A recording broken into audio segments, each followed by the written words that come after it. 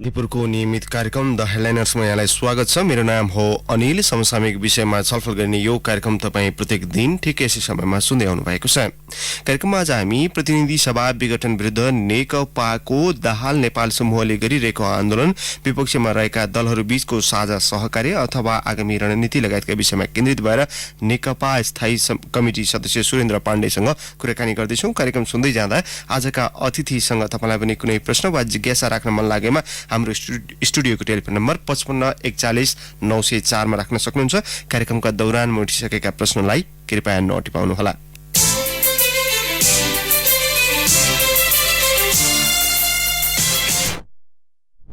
प्रतिनिधि सभा विघटनपछि नेकपाको दाहाल नेपाल समूहले दोस्रो चरणको आन्दोलन यतिखेर गरिरहेको छ। नेकपाले काठमाडौँमा हिजो आयोजना गरेको कार्यक्रममा अध्यक्ष पुष्पकमल दाहालले सरकारमा झन्डै 2/3 बहुमत हुँदा समेत जनअपेक्षा अनुसारको काम गर्न नसकेको भन्दै आफूहरू आत्मआलोचनाका लागि जनता समक्ष आएको बताउनुभयो।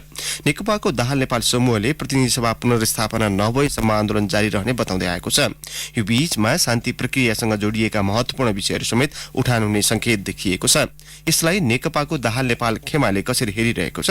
केन्द्रमा भएको पार्टी विवादको असर प्रदेश र स्थानीय तहसम्मै देखिएको छ। यसलाई कसरी लिएको छ भन्ने विषयमा केन्द्रित भएर कुराकानी गर्दैछौँ। कुराकानीका लागि आजका अतिथि नेकपा स्थायी कमिटी सदस्य सुरेन्द्र पाण्डे अहिले हाम्रो टेलिफोन सम्पर्कमा आइसक्नु भएको छ। पाण्डेज्यू नमस्कार, स्वागत छ तपाईँलाई कार्यक्रममा। धन्यवाद। काठमाडौँमा हिजो भएको प्रदर्शनमा तपाईँका अध्यक्ष पुष्पकमल दाहालले आत्मआलोचनाका लागि जनतामा आएको भनेर भन्नुभएको छ। सरकारबाट सडकमा आएपछि मात्रै यस्तो विषयहरू महसुस हुने हो कि जनअपेक्षा अनुसार काम गर्न सकिएन भन्ने कुराहरू सडकमा हुँदा मात्रै थाहा हुने हो कि के हुन्छ यस्तो? होइन, त्यसो होइन। हिजो हामीले पार्टीको स्थायी समिति, केन्द्रीय सचिवालय, केन्द्रीय कमिटीका बैठकहरूमा पनि बारम्बार यी प्रश्नहरू नउठेका होइनन्, उठ्ने नगरेका होइनन्। सरकारले प्रभावकारी ढङ्गले काम गर्नु पर्यो। हाम्रा प्रतिबद्धताहरू धेरै छन्, समय छोटो छ। ती छोटो समयमा धेरै काम गर्न गर्नुपर्दछ। हाम्रो राज्यका साधन स्रोतहरूको प्रभावकारी प्रयोग कसरी गर्ने र कसरी परिणाम दिने भन्ने बहस धेरै पटक हुँदै आएको हो। स्वाभाविक रूपमा पार्टीको प्रक्रियामा, पार्टीमा सँगै काम गरिरहँदाखेरिमा सडकमा बोल्ने भन्दा पनि सबभन्दा धेरै त सरकारलाई आवश्यक सल्लाह दिने र सरकारको काम प्रभावकारी होस् भनेर प्रयास गर्ने कुरा चाहिँ प्रमुख हुने गर्दथ्यो। हिजो यहाँलाई थाहा छ, विभिन्न नीति तथा कार्यक्रमहरू सरकारले ल्याउँदाखेरिमा, बजेटको एलोकेसन गरिरहँदाखेरिमा त्यसको कार्यान्वयनको तह कस्तो भयो भन्ने बारेमा विभिन्न सन्दर्भमा हिजो पनि हामी विभिन्न नेताहरूले उठाउँदै आएका थियौँ। कहिले सजेस्टिभ ढङ्गले, कहिले अलिकति थोरै क्रिटिकल ढङ्गले, तर सरकारलाई बल पनि पुर्याउने र सरकारलाई सल्लाह परिसल्लाह पनि दिने हिसाबले विगतमा त्यस खालको प्रयास हामी सबैले गर्दै आएका थियौँ। अब अहिले अलिकति परिस्थिति भिन्न भएको हुनाले हामीले गरेका हाम्रो प्रयासहरू त्यस बेला कति सुनियो कति सुनिएन, तर सरकारले गर्नुपर्ने अपेक्षा अनुरूपको काम भएन। त्यस कारणले नभएको प्रति जनताले हामीलाई पनि प्रश्न गर्छन्। त्यस सन्दर्भमा मात्रै उहाँले हामीले चाहेका कुराहरू कार्यान्वयन हुन सकेनन् वा हुने अवस्था भएन भन्ने सन्दर्भमा ती कुरा गर्नुभएको हो भन्ने मैले बुझ्छु। पाण्डेज्यू, जस्तो झन्डै 2/3 सरकार बनिसके पछाडि सत्तारूढ नेकपा प्रति जुन अपेक्षा चुलिएको थियो सर्वसाधारणमा, यो फुटलाई हामीले के भनेर बुझौँ? विकास र समृद्धिको पथमा विचार नमिलेर हो अथवा सत्ता स्वार्थका लागि? सबभन्दा पहिलो कुरा त यो विचारका कुराहरू पनि रहेकै थिए। सुरुदेखि नै नेकपा जो एकताबद्ध हुने या संयुक्त रूपले चुनावमा जाने जो प्रसङ्ग थियो, त्यो ओलीजीकै एउटा प्रयास अथवा हठात एक प्रकारको भने छापेमार शैलीमा नै त्यो एकता प्रयास भएको थियो। यहाँहरूलाई जानकारी छँदैछ, धेरै नेताहरू यो प्रक्रियामा अनभिज्ञ थिए र ओलीले यस कदमलाई सकारात्मक रूपमा, राम्रो हिसाबले कम्युनिस्ट आन्दोलन, देशको लोकतान्त्रिक आन्दोलनलाई बलियो बनाउनको लागि र नेपाली जनताको लामो समयदेखिको यो सुख समृद्धिको चाहिँ इच्छा, देशको समृद्धि र नेपाली जनताको चाहिँ सुखी जीवनको लागि चाहिँ गरिएको प्रयास हो भन्ने मानिसहरूलाई लागिरहेको थियो। हामी धेरै नेताहरूलाई पनि लागिरहेको थियो। तर घटनाक्रमले के देखियो भनेदेखि ओलीजीलाई केवल सत्तामा बस्नको लागि सामुन्नेमा आएको सरकार र राष्ट्रपति आफ्नो अनुकूल बनाउन र तदनुरूप सरकारमा बसिरहने, सरकारमा बस्ने असीमित एउटा चाहिँ अतृप्त एउटा चाहिँ चाहना, कहिले पनि भोक नबर्ने चाहनाको रूपमा मात्रै उहाँले आफूलाई चाहिँ उभ्याउनु भयो। त्यस हुनाले त्यो सुरुदेखि नै उहाँका जो सोचहरू थिए ती सोचहरूलाई समयमा कतिपय हामीले बुझ्न सकेनौँ र बिस्तारै ती उदाङ्गिँदै पनि गए र त्यस क्रममा पार्टीभित्र विधि पद्धति प्रक्रियाहरूलाई चाहिँ उहाँले उल्लङ्घन गर्ने काम सुरुदेखि नै गर्नुभयो। हामीले त्यसलाई एउटा राम्रो उद्देश्यको लागि अथवा चाहिँ उहाँले विधि नमाने पनि तर एकता गर्दा अथवा देशमा एउटा स्थिरता आउँदाखेरिमा त्यसले राम्रो होला भनेर हामीले कतिपय कुरालाई हात मिलेर पनि सहयोग गर्यौँ। तर समयक्रममा चाहिँ उहाँका जुन किसिमको एकाङ्गी हठी आफ्ना कुराहरू मात्रै गर्ने र सामूहिक रूपले विचारहरू सबैको चाहिँ विचारहरू सुन्ने, पार्टीभित्रको पार्टी बाहिरका पनि विचार सुन्नुपर्छ सरकारमा जाने प्रधानमन्त्री र शक्तिहरूले, किन भन्दा सकारात्मक र रचनात्मक सुझावहरू कसैको पनि ग्रहण गर्ने कुराले चाहिँ सरकार बलियो हुन्छ र प्रधानमन्त्री आफै पनि बलियो हुन्छ, सबैले उसको एक्सेप्टेबल हुन सक्छ। तर त्यो बाटो उहाँले कहिले पनि लिनु भएन। त्यस हुनाले पनि पार्टीभित्र सबै खालका समस्याहरू चाहिँ चर्किँदै गए र पछिल्लो समयमा त्यसैको एउटा परिणाम स्वरूप तपाईँलाई थाहा छ बिना प्रसङ्ग कोरोनाले चाहिँ देश आक्रान्त भएको, लकडाउन भइरहेको बेलामा उहाँले 2-2 अध्यादेश ल्याउनु भयो गएको वैशाखमा। र त्यो के प्रसङ्गमा आयो, किन ल्याइयो भनेर प्रश्न उठ्यो। हामी त्यस बेला 20 जना स्थायी समितिका सदस्यहरूले चाहिँ फोनमै कुराकानी गरेर यो त एउटा ज्यादै असान्दर्भिक कुरा भयो, देश एकातिर छ, उहाँको चाहिँ चाहना अर्कोतिर छ, यो बारेमा त छलफल गर्नुपर्छ भन्ने चाहिँ कुरा हामीले गऱ्यौँ र एउटा चिठी हामीले चाहिँ सचिवालयको नाममा 2टा अध्यक्षको नाममा प्रस्तुत गऱ्यौँ र त्यो कोर्स अगाडि बढ्दै जाँदा कहिले मत्तर कहिले तीव्र अन्तर्विरोध हुँदै जाँदा आजको घटनासम्म हामी आइपुग्यौँ र यो प्रसङ्गमा कोरोनाको उपचार गर्नुपर्ने बेलामा पार्टी अर्काका पार्टी फुटाउने कुरा गर्ने या अरू चाहिँ प्रकृतिका असान्दर्भिक अध्यादेश ल्याउने के कारण छ र त्यो अध्यादेश फेरि पनि उहाँले विभिन्न प्रसङ्गमा दोहोऱ्याइ गर्नुभयो। यी पछाडिका अन्तर्निहित उहाँका चाहिँ उद्देश्यहरू अथवा स्वार्थहरूले गर्दाखेरिमा नै यो स्थिति उत्पन्न भएको हो। हजुर पण्डितज्यू, जस्तो यो जनताले तपाईँहरूलाई पटक पटक साथ दिँदै आए विभिन्न आन्दोलनका नाममा, तर जनताको अपेक्षा कहिले पनि पूरा हुन सकेन। अहिलेको तपाईँहरूको आन्दोलन त्यत्रो झन्डै 2/3 बहुमत पनि नेकपाले गुमायो, त्यसलाई जोगाउन सकेन भनेर जनतामा अलिकति निराशा छाएको छ। यो तपाईँहरूको आन्दोलनमा जनता नआउने, तपाईँहरूमा पनि अलिकति यो बारम्बार एउटै विषयमा कति सडकमा जनता भन्ने अलिकति शिथिलता जस्तो महसुस हुन्छ? किन आउने सडकमा किन आउने भन्ने चाहिँ छ जनतामा?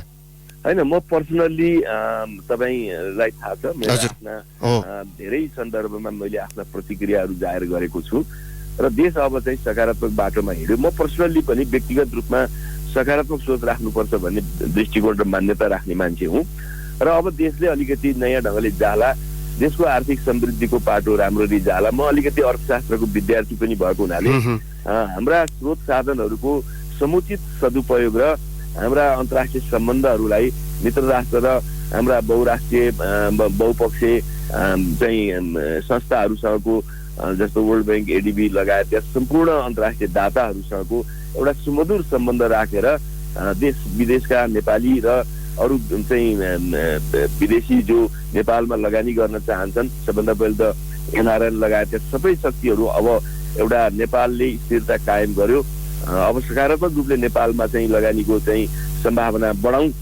भन्ने सोच राख्ने मान्छे हुँ म र त्यसो गर्नको लागि आवश्यक र उचित नीति लिँदै जाउँ, त्यसलाई परिमार्जन र परिष्कृत गर्दै जाउँ, हाम्रा संरचनाहरूलाई बढी चाहिँ त्यसको लागि अनुकूल बनाऊ, हाम्रो ब्युरोक्रेसीलाई त्यस निम्ति मैत्रीपूर्ण बनाऊ, हाम्रो प्रशासन यन्त्रलाई चुस्त पनि बनाऊ। हाम्रो प्रशासन यन्त्र र हाम्रो आन्तरिक वातावरण लगानीको लागि कतिपय बेलामा चाहिँ सहयोगी र सकारात्मक छैन, बढी आरिज गर्ने र अरूले कमायो भनेर त्यसको खुट्टा तान्ने प्रवृत्ति छ र हाम्रो ब्युरोक्रेसी पनि त्यस निम्ति चुस्त दुरुस्त छैन, त्यस निम्ति सहयोगी पनि नभएको देखिन्छ। कतिपय बेलामा कानुन छ, ठिक छ भन्ने, तर काम गर्न गयो बाधा र अवरोध हुने, समयमा काम नगरिदिने र मानिसहरू हताश र निराश हुने जुन खालको एउटा परिस्थिति छ, अब चाहिँ सरकारले यस्ता प्रश्नहरूलाई, यस्ता मुद्दाहरूलाई बढी सकारात्मक ढङ्गले, बढी पहल गर्दै मिलेर यसलाई बदल्दै सच्याउँदै सकारात्मक वातावरण बनाउँछ भन्ने अपेक्षा थियो, तर त्यो हुन सकेन। त्यस हुनाले जनताहरूमा यस्ता कामहरूले हिजै पनि यो पार्टीको विभाजन नहुँदाखेरिमा पनि धेरै मानिसहरूले मसँग के भन्थे भने व्यावसायिक जगत, अरू विभिन्न मानिसहरूले स्थितिमा सुधार आयो। मेरो प्रश्नमा अलिकति केन्द्रित भइदिनु होला, खास गरी जनताको अपेक्षा जुन चुलिने स्थितिमा सुधार आएन भनिरहेका थिए। त्यो बेलामा एकातर्फ जनताको बढ्दो अपेक्षा, अर्कोतर्फ चाहिँ यो वातावरणमा चाहिँ सुधार नहुँदाखेरिमा यसै पनि सरकारले सही ढङ्गले काम गर्न सक्ने अवस्था थिएन। त्यसको निम्ति सबभन्दा धेरै एकताबद्ध प्रयासको खाँचो थियो। त्यो खाँचो पुरा गर्न नसकेको एउटा स्थितिमा यो जुन घटना अगाडि आएको छ, यसले जनतालाई थप निराश बनाउनु स्वाभाविक छ। किन भन्दा जनता त पटक पटकको आन्दोलनमा जनता किन आउने सडकमा भन्ने हो मुख्य प्रश्न। तर जनताहरूले त पटक पटक हामीलाई साथ दिएका हुन् र अहिले पनि दिनुपर्छ। म के भन्न चाहन्छु भने अघि भनेका जो जनताका इच्छा छन्, ती इच्छा चाहिँ के भने अहिले पनि पुरा परिपूर्ति भएका छैनन्। त्यस हुनाले जनता के गर्ने, उनीहरूले त आफ्नो जिन्दगी परिवर्तन गर्न त अहिले पनि चाहन्छन्। हरेक मानिसहरूको इच्छा त्यो छ। त्यस हुनाले जनताले सकारात्मक हिसाबले आफू अनुकूलको अथवा आफ्नो आकांक्षा पुरा गर्नको लागि गर्नुपर्ने प्रयास त कहिले पनि छोड्नु हुँदैन। तर यसले जनतालाई दुखित बनाएको अवश्य नै छ यो घटनाले।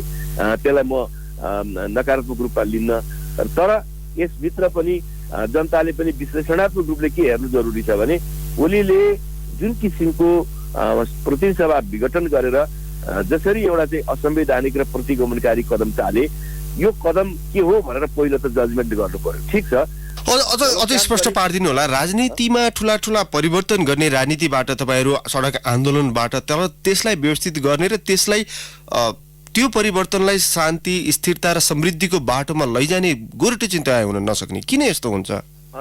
यसको एउटा कारण के पनि हो भन्दा राजनीतिक नेतृत्वहरू विरोधी मानसिकताबाट, विरोधी अथवा विपरीत सोचबाट मात्रै आउने, जनतालाई पनि विपरीत मानसिकताबाट शिक्षित गर्ने र स्वाभाविक पनि सत्ताको विरुद्धमा ठुलो जनमतलाई चाहिँ नउभ्याएसम्म सत्तासीनहरू नडराउने या पछाडि हट्न तयार नहुने हाम्रो विगत रहँदै आएको हुनाले जनताहरू सडकमा उत्रिने र उतार्नको लागि हामीले त्यसमा कुशलता देखायौँ। तर त्योभन्दा गाह्रो काम के हो भने सरकार चलाउने र परिवर्तन ल्याउने कामको लागि अरू धेरै बुद्धि र चाहिँ के भने क्षमता प्रदर्शन गर्नुपर्ने आवश्यकता हुन्छ। त्यसतर्फ नेतृत्वले ख्याल गरेन। अहिले पनि ओली नेतृत्वले के गर्यो भन्दा हाम्रा चाहिँ सीमित साधन स्रोतमा असीमित जनचाहनालाई पुरा परिपूर्ति गर्नको लागि बढी सेलेक्टिभ भएर बढी छनौटपूर्ण ढङ्गले विकास र निर्माणका आयोजनाहरू छनौट गर्ने र त्यसलाई परिपूर्ति गर्नको लागि चाहिँ बढी नै मेहनत गर्नुपर्ने खाँचो थियो। तर एकदम उडन्ते कुराहरू गर्ने, परिपूर्ति हुन नसक्ने योजनाहरू, 100औं योजना र 100 वर्षपछिका कुरालाई भिजन भनेर त्यसलाई प्रचारित गर्ने, आज गर्नुपर्ने काममा चाहिँ केन्द्रित नगर्ने जो ओली शैली थियो, त्यो ओली शैलीको कारणले बिस्तारै ओली आफै जनतामा अनपपुलर हुँदै पनि थिए र खालि उडन्ते कुरा गर्दै थिए। त्यसनाले पनि कतिपय मलाई के लाग्दछ भने ती कमजोरी ढाक्नको लागि पनि अरू विकल्प र बाटो खोजिरहेका थिए उनी। त्यसमा सत्ता, शक्ति र सम्पत्तिले कतिको प्रभाव पारेको छ? त्यो पनि निसन्देह पारेको छ। किन भन्दा ओली जस्तो किसिमका व्यक्तिहरूको घेराबन्दीमा छन्, त्यो विभिन्न बेलामा विभिन्न रूपले प्रकट भएर आइरहेको पनि छ। एउटा सीमित व्यावसायिक व्यक्तिहरूको चाहिँ घेराबन्दीमा पर्ने र अरू धेरै व्यवसायीहरूलाई चाहिँ बाहिर धकेल्ने र चाहिँ सबैको साझा प्रयासबाट चाहिँ अथवा राजनीतिक मात्रै होइन कि व्यावसायिक घरानाको पनि के देखिन्छ भने सीमित व्यक्तिहरूको चाहिँ सीमित चाहिँ स्वार्थमा चाहिँ उनी घेराबन्दीमा पर्ने, यो कुरा बाहिर विभिन्न पटक चाहिँ सार्वजनिक भएकै पनि छन्। त्यो त भोलि भविष्यका दिनमा अरू थप उदाहरण हुँदै जानेछ। त्यस हुनाले पनि उनले समग्रतामा नेपालको चाहिँ यो उद्योग धन्दा व्यवसाय यो सबै समग्र क्षेत्र र नेपाली जनताले चाहेको विकास निर्माणका विषय र उनीहरूको समृद्धिको लागि अथवा उनीहरूले खोजेको उनीहरूलाई जस्तो चाहिँ लोक कल्याणकारी हिसाबले सबभन्दा पछाडि परेको वर्गलाई माथि उठाउने चाहिँ असल नीतिहरू, यी जम्मै कुराको सन्दर्भमा उनले ठोस पहल कदमी गरेनन्, जसको परिणाम के हो भनेदेखि कुराहरू मात्रै भए र काम र नतिजाहरू आएनन्। त्यसको कारणले पनि सरकार चाहिँ ठिक काम गर्न सकिरहेको थिएन, गरेन। पण्डितज्यू, जस्तो अब अहिले पछिल्लो घटनाक्रमले प्रतिनिधि सभा विघटन भइसके पछाडि झन्डै मुठभेडको अवस्था छ। दुईटा दल बीचमा अन्य दलहरू पनि आन्दोलनमा छन्, छन त शक्तिको पनि आफ्नै हिसाबले व्याख्या र चाहिँ प्रयोग भइरहेको छ। मुलुक झन गम्भीर भड्कालोमा जाने करिब निश्चित छ। अब तपाईहरु पनि सर्वोच्चको निर्णय नआइकन आन्दोलनमै हुनुहुन्छ। अब झन मुलुकको लागि त अबको बाटो झन अस्थिर, झन अँध्यारोतर्फ पो जाने भयो त हैन। ओलीले यो कदम चाल्नु नै के भने नेपाललाई अँध्यारो सुरुङमा छिराउनु नै थियो। किनभने यहाँहरूलाई थाहा छ, हामीले संविधान बनाइरहेको बखत स्थिरताको परिकल्पना गरेर सुधारिएको संसदीय व्यवस्थाको कुरा गर्यौं। हामीले शासकीय स्वरूपमा धेरै किसिमका बहस गरेका थियौं। राष्ट्रपति इलेक्टेड गरौं, जसले गर्दा चाहिँ 5 वर्ष स्थिर होस् भन्ने पनि प्रश्न उठेको थियो। निर्वाचित प्रधानमन्त्रीको व्यवस्था गरौं, जसले गर्दा 5 वर्ष प्रधानमन्त्री सरकारबाट नहटोस् भन्ने कुरा पनि थियो। होइन, नेपाली कांग्रेस चाहिँ संसदीय व्यवस्थामै ऊ चाहिँ अड्न चाह्यो र त्यसपछि त्यसो भए एउटा कम्प्रोमाइज गर्यौं। हामीले सम्झौता के गर्यौं भने कि सुधारिएको संसदीय व्यवस्था सरकारलाई 2 वर्षसम्म अविश्वास हाल्न नपाउने, 1 वर्षमा एक पटक भन्दा अविश्वास राख्न नपाउने र त्यस हिसाबले चाहिँ राजनीतिक दलहरू 40% केन्द्रीय कमिटी र 40% संसदको सदस्य नपाउने, यस्ता अनेकौं प्रबन्ध गरेर तैपनि यसले स्थिरता गर्ला। बहुमत प्राप्त दलले कहिले पनि संसद विघटन गर्न नसक्ने, अल्पमतमा पनि खास अवस्थामा बाहेक संसद विघटन नहुने जस्ता प्रबन्ध गरेर यसलाई स्थायित्वको परिकल्पना जे गरेका थियौं, ओलीले सबै कुरालाई बेमत। तपाईहरुलाई चाहिँ अब यो सर्वोच्च अदालतको निर्णय मानेर लोकतन्त्र साच्चै मान्नुहुन्छ भने जनतामा जान चाहिँ केले रोक्छ र? हैन, जनतामा राजनीतिक दलहरू जानलाई कहिले पनि डराउँदैन र हामी पनि डराएका छैनौँ। र तपाईहरुलाई लागेको होला कि हामी चाहिँ जनतामा जान डराएका छौँ भन्ने। जो जनतामा जान डराउँछन् ती राजनीतिक दल त अस्तित्वविहीन भएरै जान्छ। त्यसमा हामीलाई कुनै किसिमको त्रास छैन र निर्वाचनमा जितिन्छ हारिन्छ भन्ने पनि हाम्रो कुनै कुरा होइन। तपाईलाई देख्नु भएको छ 62-63 को त्यत्रो जनक्रान्तिपछि चुनावी सरकारको प्रधानमन्त्री गिरिजाबाबु हुनुहुन्थ्यो। गिरिजा प्रसादले चुनाव गराउनु भयो। चुनाव त त्यस तत्कालीन नेकपा माओवादीले जित्यो। यो गएको 74 को चुनावमा पनि चुनावी सरकारको नेतृत्व शेरबहादुर देउबाजीले गरिरहनु भएको थियो। चुनाव नेकपाले जित्यो भनेपछि चुनाव गर्नेले जित्छ भन्ने कुरा पनि होइन। चुनाव गराउँदैमा चाहिँ के भने उसले एकलौटी गर्न सक्छ भन्ने पनि होइन। ओलीले जुनसुकै ताण्डव नृत्य चाहिँ चलाए पनि त्यसको प्रतिवाद र प्रतिकार त गर्छन् राजनीतिक दलहरूले, नगर्ने होइन। तर ओलीले चुनाव गराउँदैछन् या चुनावतिर देश जान्छ या चाहिँ तपाईले भनेको जस्तो चाहिँ यो लोकतान्त्रिक बाटोमा ओलीले छिराउन लिएर चाहिँ गर्न खोजेको। हजुर, तपाईले पाण्डेजी तपाईलाई के बेर कार्यक्रममा रोक्नुपर्ने बेला भएको छ। धेरै श्रोताले प्रश्न टिपाउनु भएको छ। अब हामी ब्रेकतर्फ जाँदैछौँ। ब्रेकपछि पनि हामी थप छलफल गर्नेछौँ। कृपया छोटो समयका लागि टेलिफोन सम्पर्कमा रहिदिनु न, म यहाँलाई आग्रह गर्दछु। कार्यक्रममा अहिलेलाई छोटो ब्रेक।